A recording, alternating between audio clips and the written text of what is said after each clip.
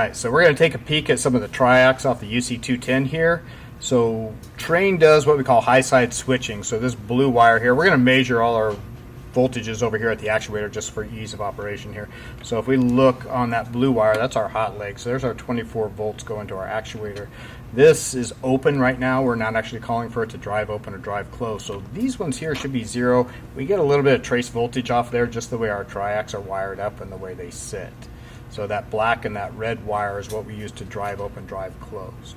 When we tell this actuator to drive open, then basically it will short that leg to ground, completing the circuit.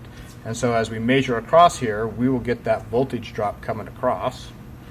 So our actuator just came on, it's driving. We can see we get the full 25 volts across there for that voltage drop across here, but as we measure each leg to ground, there's the 25, that's our hot leg coming in. The other side is 0, that is basically our ground. That's our completed path back to common on our actuator and our actuator drives.